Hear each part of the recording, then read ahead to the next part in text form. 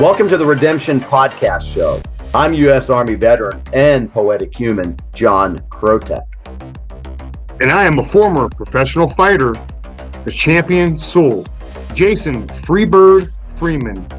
In a sincere effort to help others and to set some records straight, we share our personal stories and scripture and offer real solutions to overcoming the challenges of life. We appreciate you being here. And remember, the truth shall set you free.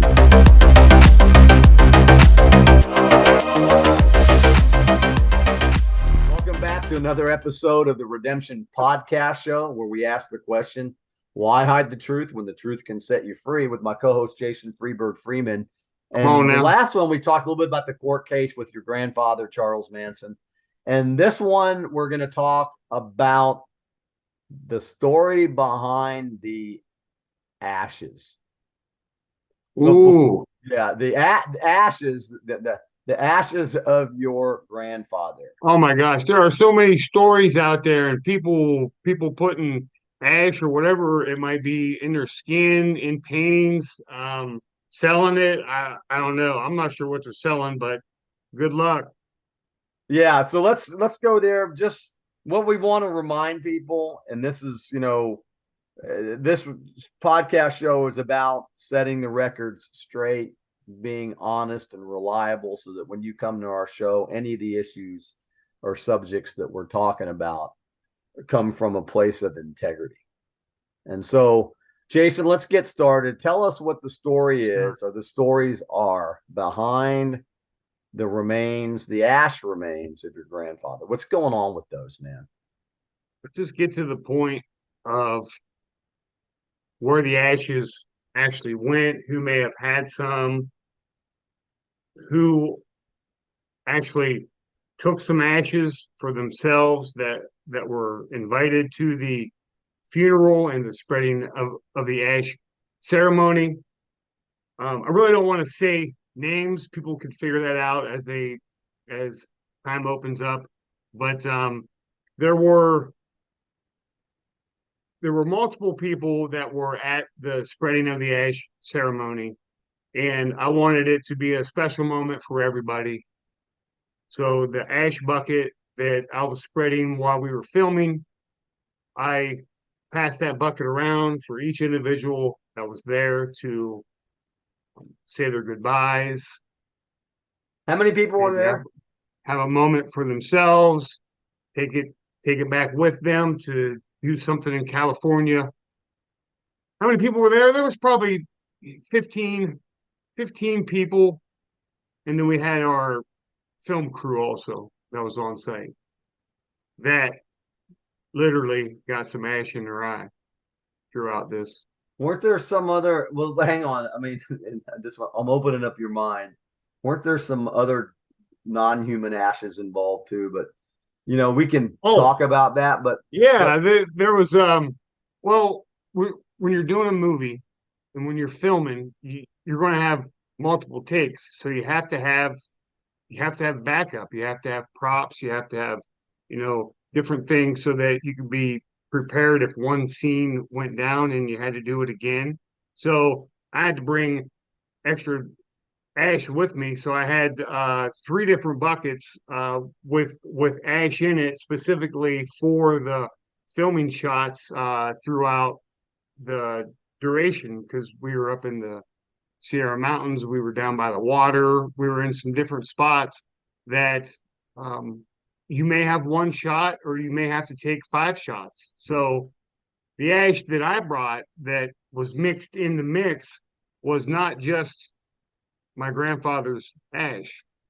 I had to bring 2 dogs with me. I brought 2 of my dogs, Rex, and I brought 3, and Rambo. I mixed them all together before I left for California, and I took those with me specifically for filming purposes. And past that point, whoever thinks they have ashes or not sure or don't, that's not up to me. You made your choice to grab ashes and stick them in your pocket. So whatever you did with them, if they're in someone else's face, doesn't have nothing to do with me. So you were basically asked by the production company to have backup. They told you to have a backup with ashes, Yeah, and so it's possible what you just referenced is some of those 15 people, including people on the movie cast, they might have walked away with your pet's ashes, thinking that it was your grandfather. I mean, is that a fact? yeah, yeah. That's a fact. We had to bring in a couple extra boxes for the disposal of the ash. Now, the first part of the cremation that came out at the bottom, um, Sandra Good wanted that. She wanted the first part of the remains of my grandfather, and she got that. She did. I'm not saying anybody else got anything worth grabbing, meaning taking what they need. But I specifically handed Sandra Good first part of my grandfather's ashes, and that was a big moment for me. There was a lot of emotion involved on her side and mine. Yeah. So thanks for sharing that. So again, it's highly possible that maybe Sandra Good was the only one that got the real ashes. I don't know. Do you? And you really don't know That's either. yeah. Well, see, here's how it went. After the ceremony for the funeral, he went in to be cremated, and when he was cremated, it was like a 3 hour process. So once the first part of the ashes came out and they went to Sandra Good, then we all took off because to get the to get the whole thing, the whole process done is like a 3 hour process. So we didn't wait that long. We took off. I had what I needed to, and we had to get to the next spot so we could film. And that took a little while too because we had to find the right spot. So who brought that? So the mystery of the ashes. So Mystery. who brought the ashes then to the ceremony? I brought I brought some ash. The dogs. I Yeah. brought I brought two boxes, and they were all ash, not of my grandfather. And then there was a third box, and that one had some of my grandfather's ashes in it that I didn't give over to Sandra Good. So there was a process that we were using all three boxes throughout the staging process up on the hill in the Sierra Mountains, and that's where we all contributed on spreading the ashes. Now, where things got mixed up, I did mix one of the boxes in with another one, and that was our final spreading of the ashes at the end. So I could honestly say I could see my grandfather being mixed in with my pets as we spread the ash. So I'm gonna I'm gonna say that that's my final answer. They're all blended together. So You know, it's not it's it's not my kind. fault people are getting tattoos in their face of my grandfather's ashes. I had nothing to do with that. Right. And I've read a little bit about that. Some people are. So it's possible that, they're getting a tattoo made and the ashes that are in there have Rocco and Rambo in it. Paco, Rex, and Rambo is three R's mixed in there with my grandfather. Man, that's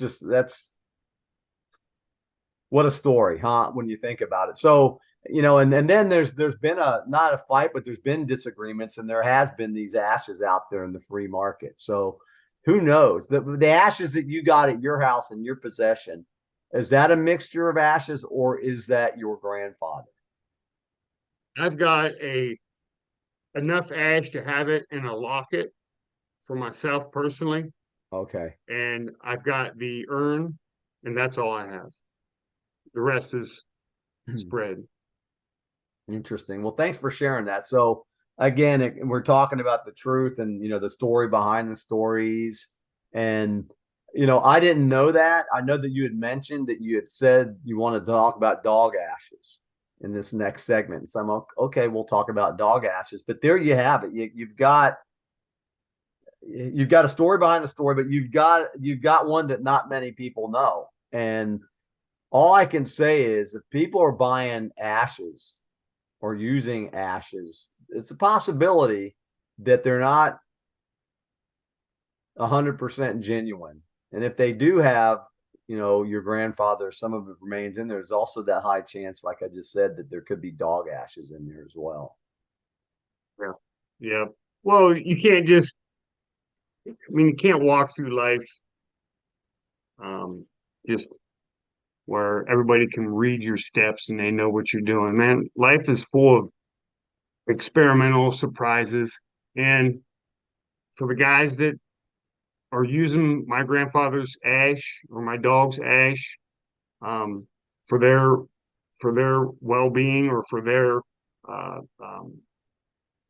lack of better judgment is the way I see it. But they're making their choice, and they've got to live with it. I'm just here to share the truth, and if I can open up and be be honest, I'm really glad that people show their colors. And there's a lot of people that I thought were closer friends than what I see. You see it in the action. It's not in the words. People can talk and talk and talk, but it's your actions that speak louder than the words that you're saying. So for most people, I just I take their words and I'll listen, but that doesn't always mean that the honesty is really soaked into my heart or my mind. I know where to put people, and you got to put them in a distance because anybody and everybody through this process has some way, somehow had some kind of claim to fame with just being involved, even with setting up the funeral. I've got people already writing books about the funeral, and it's just not part of their life. They shouldn't be writing about it. They shouldn't be talking about it. But it is a highly interesting story, and that's why we're here right now. And it seems, yeah, I mean, you're correct about that. And there was a narrative that was told, several years ago, and it's morphed and changed, and a lot of people have capitalized on the story of your grandfather and your family lineage. And it's nice to know that you're finally, uh, like we said in an earlier episode, the buck stops here, and it's time to change and transform the dark legacy into something that can be a lot more positive. And that's why I'm glad to be part of that story. Of course, there's a lot of other subjects that we're going to talk about, from humility and how to treat your wife and what are your intentions, and if you hate, what that really means, and forgiveness, and all kinds of subjects that people wonder about. I will say this though, that when you add the Bible to the mix of all the things that we're faced with in life, what we're going to learn in tribulation is great patience. And there's so many great messages in the Bible. Whether people want to believe them or not, it's like you just said, it's up to them whether they want to believe they have dog ashes or your grandfather's ashes. We pass no judgment. The greatest judge is ourselves. And we have to be able to look at that person in the mirror, and we have to say to ourselves or to that person or ask, who are you? What are you doing? What's your purpose in life? What are your motives? So, we'll talk about intentions and motives on the next episode. John, Any in final thoughts? Isaiah, Isaiah 1:17, it reads, learn, learn to do right. So let's just stop right there. Learn to do right. The only way I learn is I got to fall first. I got to fall, maybe cut myself, do something to where it inflicts pain. So I learn to do right. Seek justice, no matter what's going on. Find the truth. Defend the oppressed. Defend the oppressed. Take up the cause of the fatherless and plead the case of the widow.